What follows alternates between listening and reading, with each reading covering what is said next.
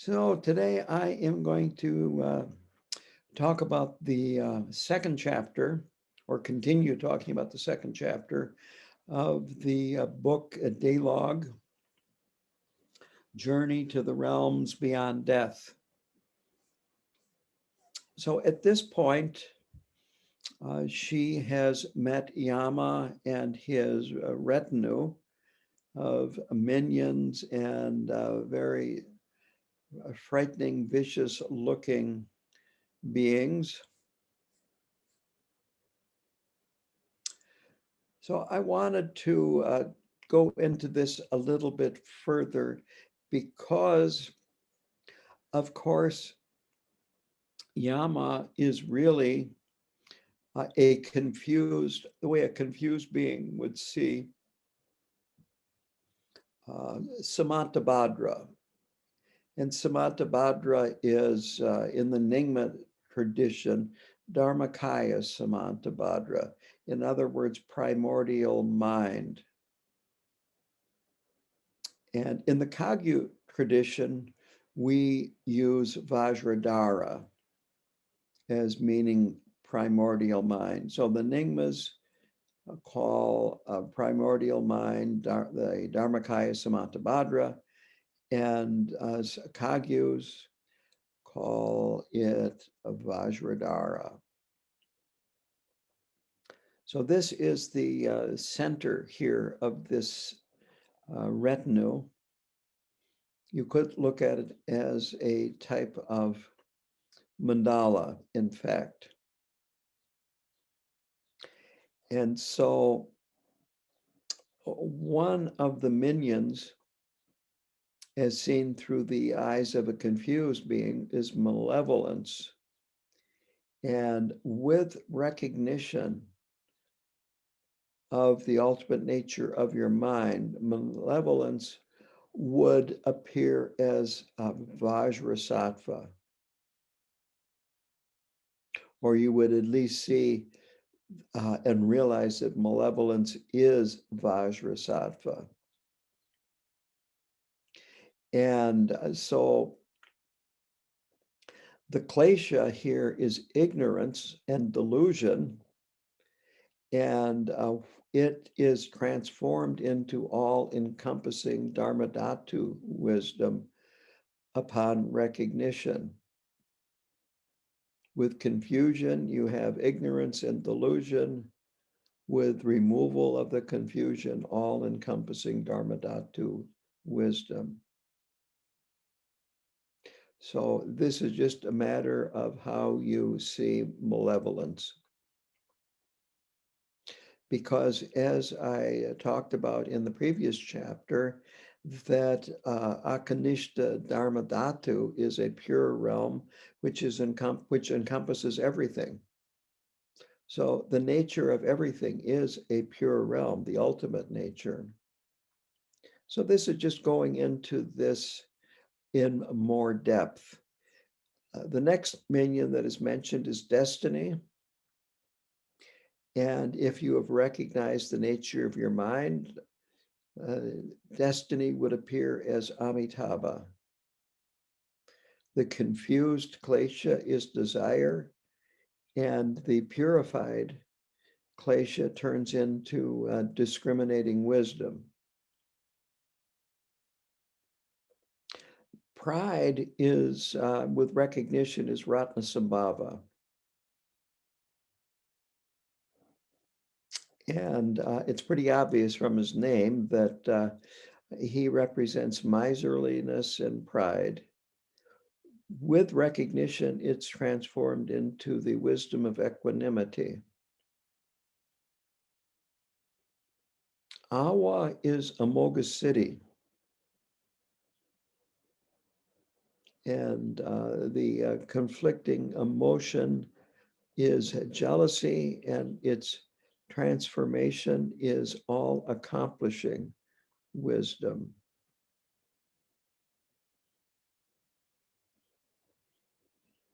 So this is what she sees, accompanied by Tara.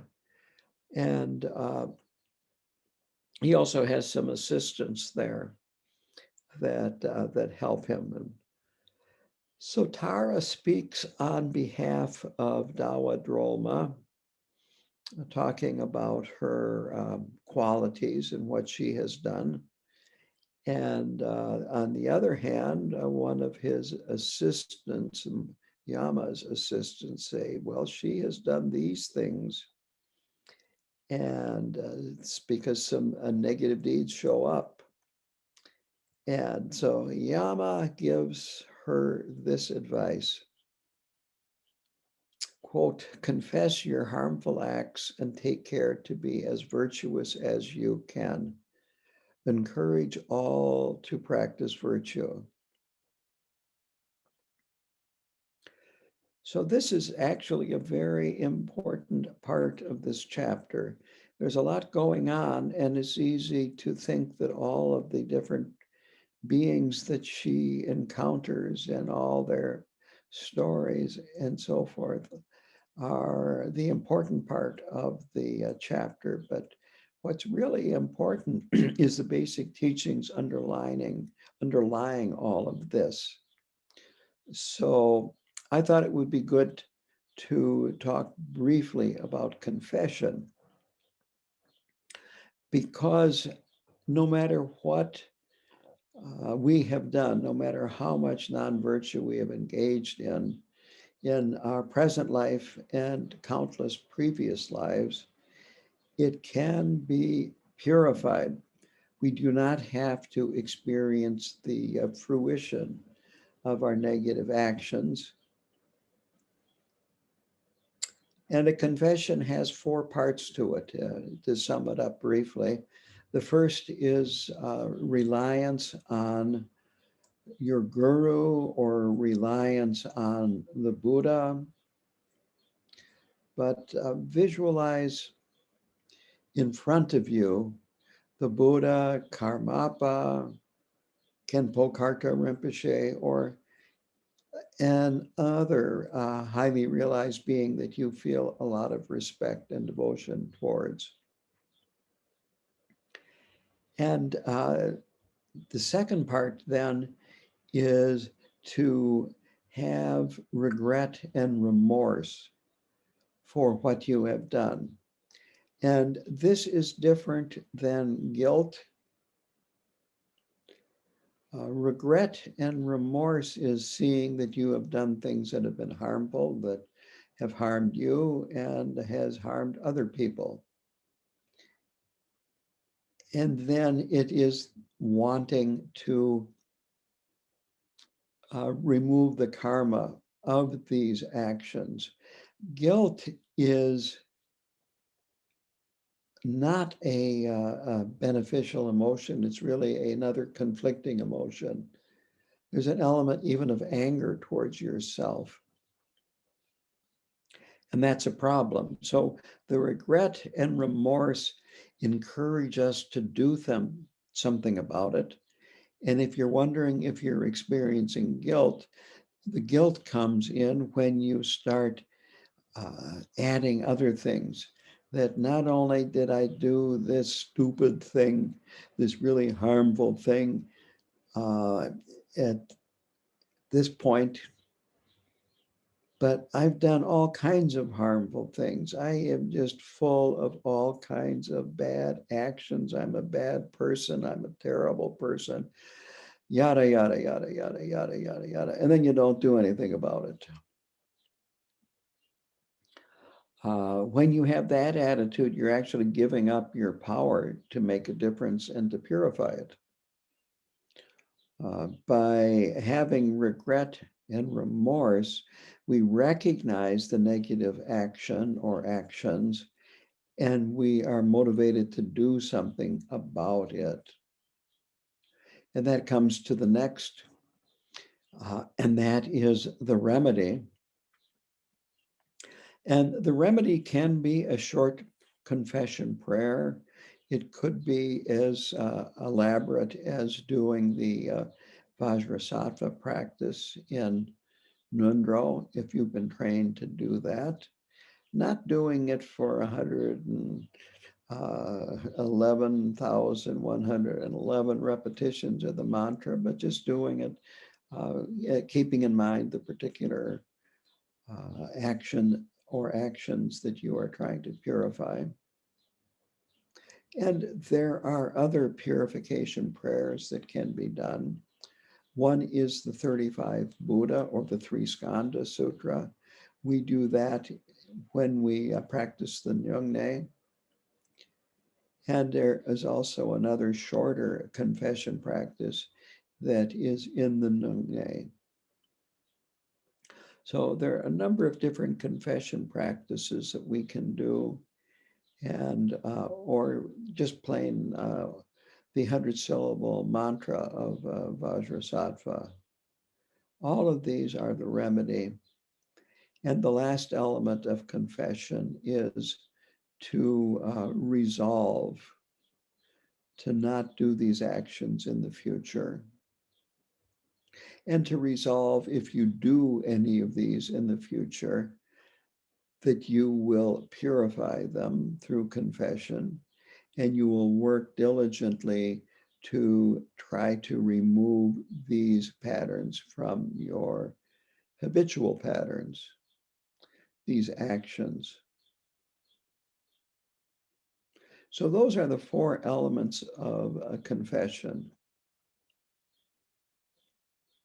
So after that experience, there is just almost an endless number of scenes that just come and go, beings come and go.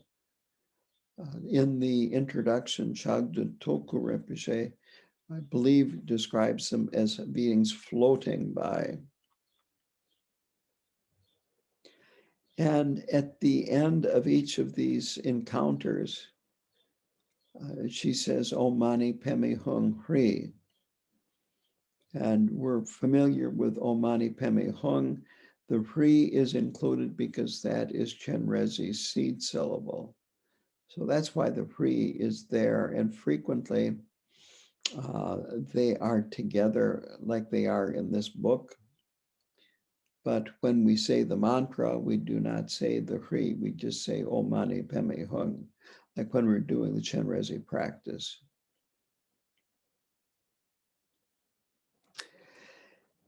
Many of the bodhisattvas that she encounters there are singing Om Mani Padme Hung as they lead beings out to a pure land.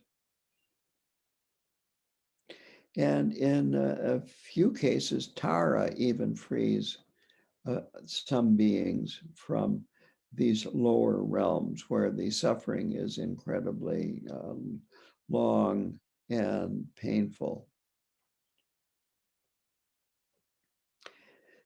And this is an important point, and that is that there are bodhisattvas, even in these lower realms, that are there to liberate beings, that are working because of their compassion to bring beings out of these terrible, painful realms. Just as there are many bodhisattvas in our human realm and also in the God realm.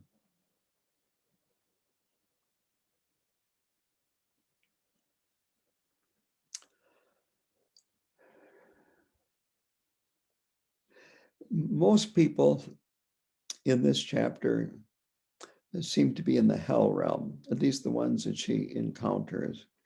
And that is the teachings that I have received. That's the what they say too, that the most common realm to be in is the hell realm, just because of how sentient beings are continually creating negative karma and doing harmful actions.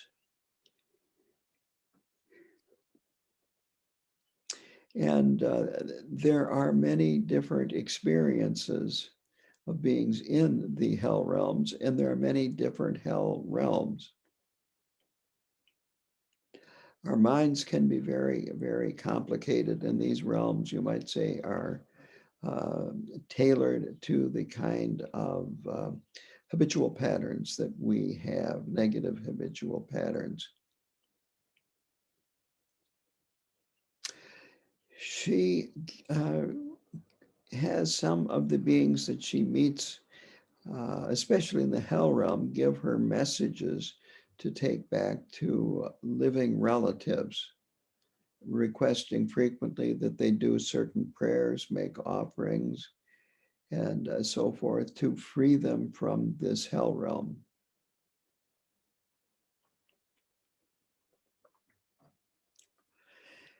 And she does actually later on talk about how she does this, and people find it very helpful. So there are a lot of prayers and texts to be chanted and rituals to be performed that she mentions. And many of these come from the Nyingma tradition.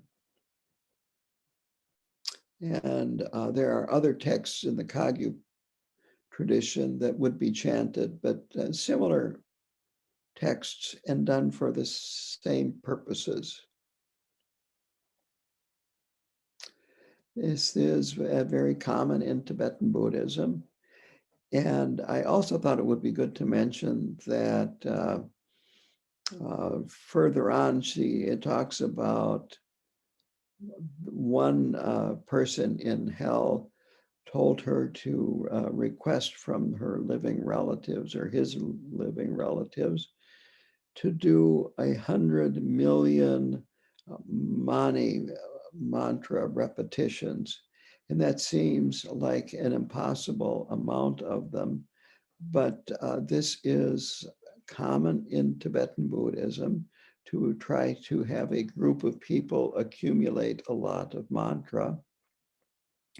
And so when you include your family and your extended family and others in the village, if everybody contributes, it is very possible to accumulate 100 million mani mantra repetitions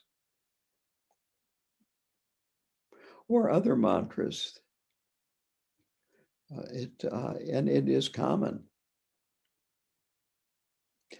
So she visits the Preta realm, and there they are described very similarly to the descriptions that I have read from other places, with very thin necks, small mouths, and huge stomachs and bodies that surround the stomachs. And they just cannot get enough food into their mouths and down their neck into their stomachs to satisfy their hunger. So they're constantly hungry and thirsty. And of course, it is greed that propels you to the hungry ghost realm. The hell realms, there are lots of different things that propel you there, but anger is definitely going to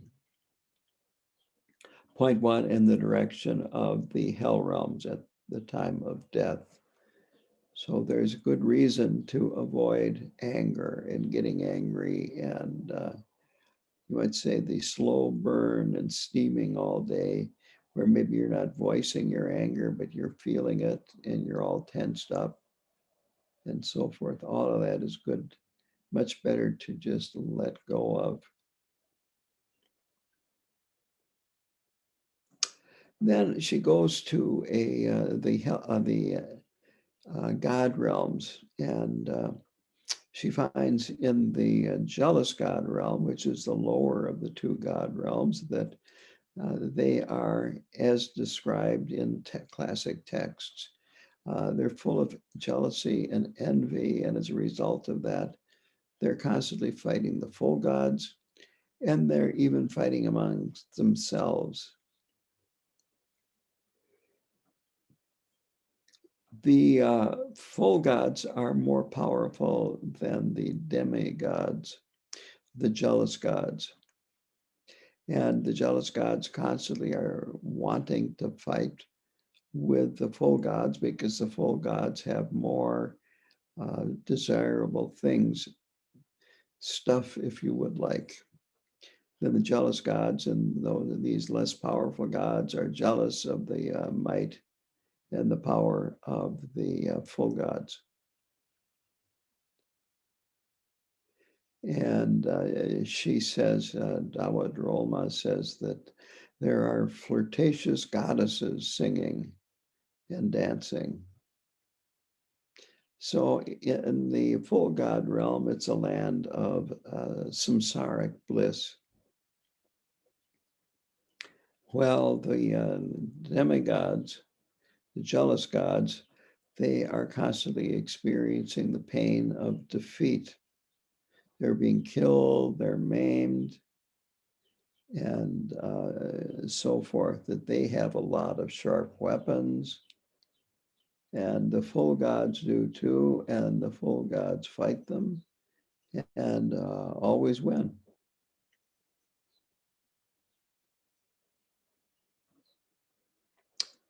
She mentioned seeing, and I found this kind of interesting, that's why I'm pointing this out, seeing Chinese people here in these lower realms. But mostly she talks about Tibetans. And this doesn't mean that there aren't Westerners in these realms. It's just that these are the ones that she experienced. And I am going to speculate, saying that this is her karma. She was a Tibetan woman or girl. And so her karma was such that she was more likely to experience and have interactions with Tibetans.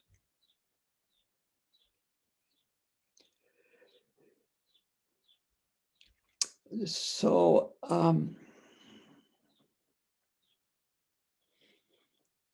and actually, I believe she finds Tibetans and people with Tibetan sounding names in the God realms as well.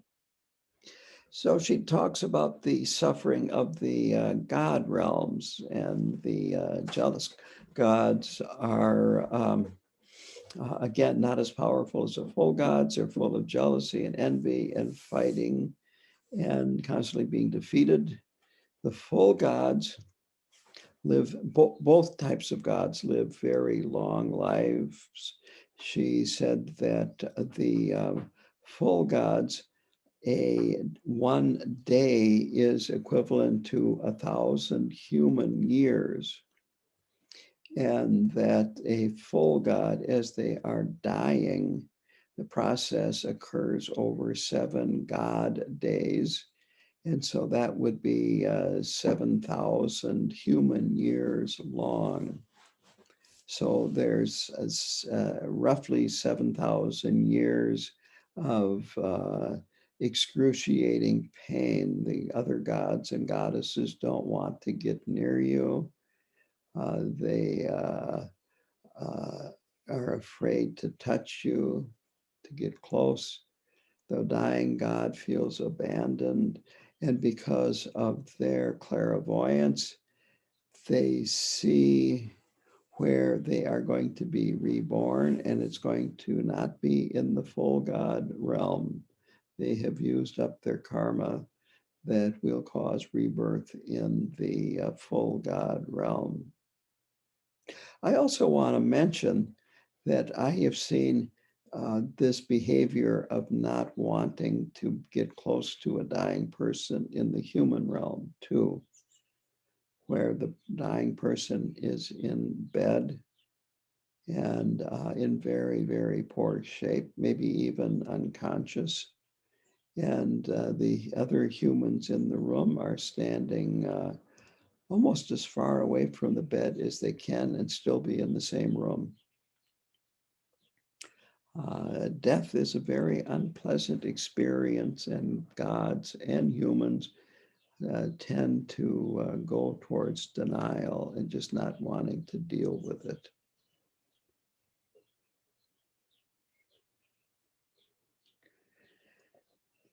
And these different preta realms and different hell realms and the beings in them, some of them are quite quite specific in terms of the activity that the being that's there suffering is undergoing. I'm not going to go into all of them.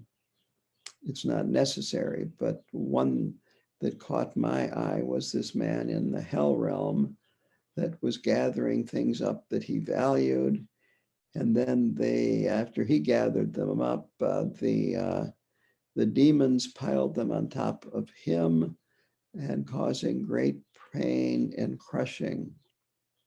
Then, of course, they were scattered, and he went around. Well, first of all, he went around experiencing pain, watching them being scattered. And then he was unable to refrain from going and gathering them up again. Then they were piled on top of them. He got crushed.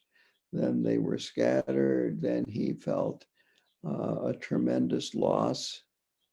And then he had to go and gather them together again over and over and over. And it's mentioned that this result was due to his covetousness in his last human life and his ill will. Now, this isn't mentioned in this chapter, but karma usually is not this clear cut because we bring in so much karma from previous lives, and just small acts, if they are repeated over and over again, add up. And so it's not that one action causes all this negativity. It's really a collection of different actions. And the beings that she describes here, this is a result of this, the karma that they have collected. And as I said, it's not just this one thing that is being mentioned. The reason why there's so many different experiences in hell is, and these other realms, is that our minds are very complicated. In a way, you could say we each live in our own world in samsara, that humans, we're all in the human realm, but humans see things very differently from other human beings. This is why people can't agree on things. This is why we have friends and enemies, and so on and so forth. And it's much more than is the glass half empty or half full. It is that people just can see things very, very differently from other people. And so all of these hells and preta realms and so forth are not created by a higher power and then beings end up being forced to be there. It is these realms are created by sentient beings that have certain negative tendencies in their actions of body, speech, and mind. And this is how they end up perceiving things, which ultimately are a pure land. So it's very important to keep this in mind. The bottom line is that it's all due to harmful behavior and interdependence. In another scene, she sees a wandering pilgrim with a prayer flag. And Yama appears and he praises this wandering pilgrim. And so then he says, do mani mantras, repeat them, Om Mani Padme Hung, to benefit beings in these lower realms, and to do the Guru Rinpoche mantra. And we do that when we do the Amitabha and Chenrezig practices. It's the mantra that's in that very first prayer, the Guru Rinpoche prayer. And then he mentions Nyungne, doing Nyungne. And Nyungne is a purification practice. And so it's a very important practice that you can do for your own purification. And you can also dedicate the practice to people that have died, or any being, even if they are alive. So the Nyungne, traditionally in Tibet, is a practice that was done a lot by lay people because it was an intensive practice. It was very strong in terms of purification, and it was doable.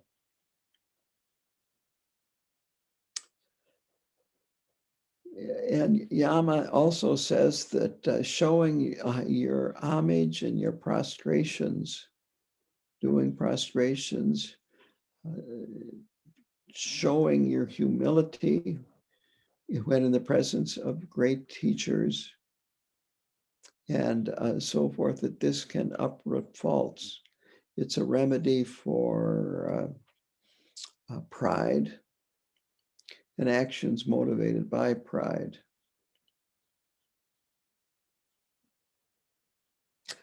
And he then says that Tara is the outer source of refuge. And that's really a simplification.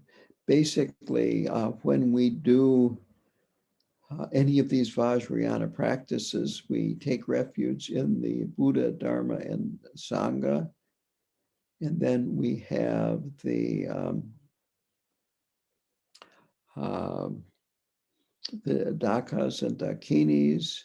Excuse me, we have the Guru, and then we have the meditational beings, the Dakas and Dakinis, or white Tara, green Tara, Chenrezi, and so on and so forth. And then the sixth source of refuge is the protectors. And so that is a more accurate of definition of who and what we take a refuge in.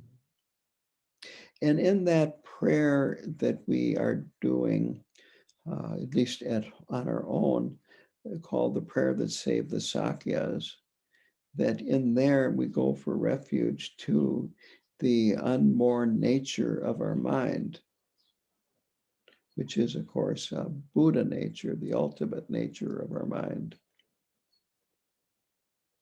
So all of these things are sources of refuge. And it's good to take refuge in all of these.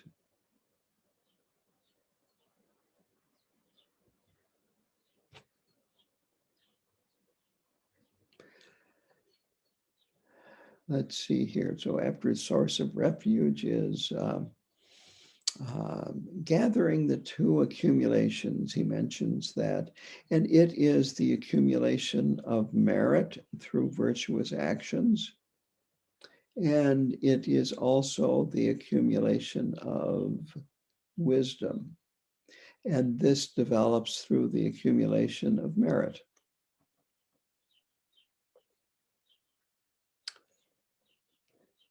So he calls this provisions for future lives, because it is this accumulation of merit and wisdom that will propel you to your future life. And the more merit and wisdom we have, the better our future life will be.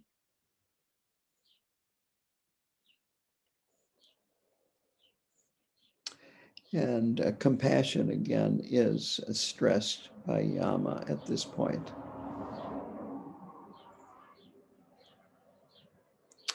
And there is a Lama that appears at this time leading about 1,000 beings out of the hell realm. And he was able to do this because they had a connection through speech and touch. A connection through speech would be that they attended a talk of his and they listened to it, or maybe they actually had a conversation with each other. Touch would be that the guru touched that person at some point. And what's being said here is that there are benefits from having contact with your guru that are very important after you die. Because if you have this connection, they have more power to lead you out of these lower realms. And she ends with O Mani Padme Hung Hri.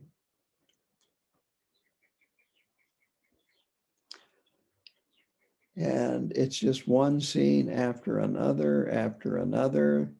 These people are, again, suffering usually from a specific type of non-virtuous action. Sometimes it's hunting.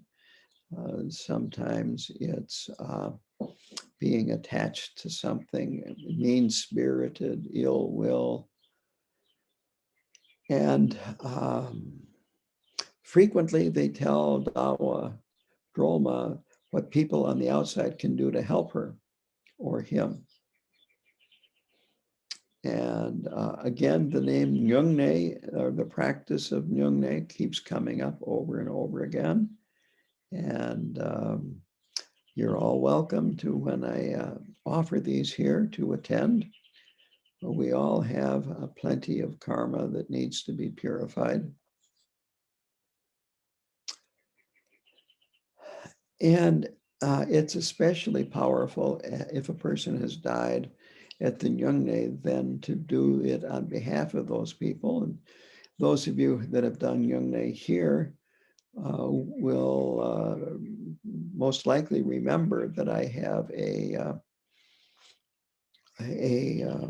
piece of furniture with a marble top on it, and we can put people's names that we want to dedicate the merit to and direct to on little card holders for people when we practice.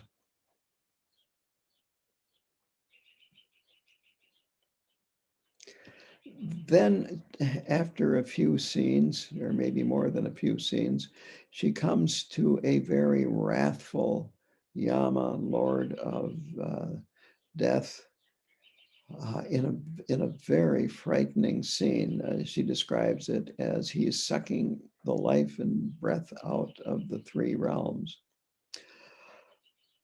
So the three realms are the desire realm, and that's the realm that we are in. It consists of all six realms, but there are some God realms that are beyond the desire realm. But we know what the desire realm is. It's the realm we are in. It's includes the animal realm.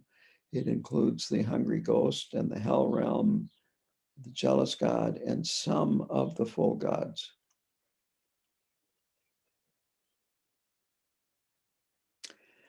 And the form realm is a subtle level of the full gods. What happens, the reason why you're reborn in that realm is that you have developed a high level of meditative concentration. It doesn't mean that you have become a highly evolved being, but it means that you have attained a high level of meditative concentration. And then the top level is the formless level, and they're, again, all gods in this level. It's a very subtle level, and it has to do, again, with our meditative concentration. Then the scene is further described as a Yama holding the three planes of existence at his belly or in his belly. And this is simple. The three planes are below the surface of the earth, usually referring to hell realms and perhaps the Preta realm. And then in some of the animal realms, there are some animals that live beneath the surface. And then the second one is on the surface.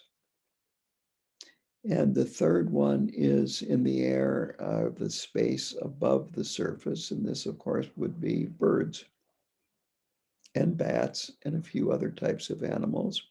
but it could be beings that we don't see also that live up above the surface of the earth. But that is simply what is meant by the three planes of existence. She describes him this way, quote, a fierce vision of unbridled wrath. So it's extremely frightening. He has the body of a human man, the head of a red bull. He has huge biting fangs. He has hands that reach out to clutch, and horns. He's got a head of a red bull, and these horns are made out of iron and are very sharp. His eyes are staring and frightening. She describes him as being like the sun and the moon. Tongues of fire are coming out of his body. And he's got a, quote, terrifying bellows of laughter. Maybe even like a madman or a banshee. And on top of that, she says, quote, the speed of the wind. In his mouth is Jambudvipa, and that is the continent in the mandala where human beings live. In the footnote, it said Earth. So Earth is in his mouth, and his mouth is full of very sharp teeth. And so then he clamped down on the earth, and there was little blood. And this, according to the footnote, was because there were some very highly realized beings that died that year, and their death offset the karma of people who would have died that year. And so they got an extra year or more of life because of the death of these highly realized beings. Ordinarily, there would have been more blood when he clamped down his mouth on the earth. With that, I would like to open it up to questions and answers. The question is, why would these deities like Green Tara take one being out and not another, or perhaps even why not all of them, because they're all suffering? And I know in the case of these actual human beings that are there with a group following them out, that it is usually mentioned that there is some connection between the Lama and the people that are following him out. So the point is, you want to make connections with great beings so that they can, one way or another, assist you to have a better rebirth, ideally in Dewa Chen. But I think another aspect of this question is, in some cases, White Tara put her arrow, long life arrow, towards a hell being and literally pulled them out. And why she did that person and not others, I cannot answer. It's maybe not a good answer, but that is my best answer at this time. The follow-up question was, but there are people there that are suffering, and in their ordinary life, they really perhaps never had an opportunity to make a connection with a great Lama. And it sounds like they don't get any help at all. And they have this opportunity to follow these great bodhisattvas out. And you could say get pulled out too. But the explanation that I have heard, not about this situation, but in general, the compassion of bodhisattvas, is that you have to make yourself into a circle so the hook of their compassion can grab it. And if you don't have what is necessary to make yourself into a figurative circle, not a literal circle, but if you don't have that, they can't grab you and pull you out. The question was, is Yama supposed to be evil? The questioner, this is her first time attending this class. And this goes right back to the inkblot that Yama is the same as Vajradhara, Dorje Chang, the primordial Buddha. Who's behind you? Who is behind me? I'll move there you go. There is one form of Yama. But to people that have obscurations, that's not what they see. They see Yama, the Lord of Death, in this frightening visage. And in another place, he is described as being in a castle made of skulls, decorated with skulls and sharp weapons and ferocious and wrathful and so forth. So it is our perception whether we see this horrible being that is about to destroy the universe, or we see Dorje Chang. Mm-hmm. The question is, you talked about the three levels, and then is the hell realm literally underground? The answer that I am going to give is that from one perspective, you could say that, but I think it's more metaphorical. And there might even be some debate about this subject in Tibetan Buddhism, because not everybody agrees. I had a translator once say this during a teaching: if you ask one question to 12 lamas, you get 13 answers. And so myself, I'm comfortable with the idea that it's more metaphorical, that the hell realm and the hungry ghost realm is below ground, and the God realms are up in the air, and some animals like birds and bats are up in the air too. And we humans, we're only up in the air when we're in a plane, a hot air balloon, and maybe spaced out on drugs. I'm not going to repeat the question, but it was referring to about these three levels of existence. And the important point is that what we experience is our own mind, our own projections.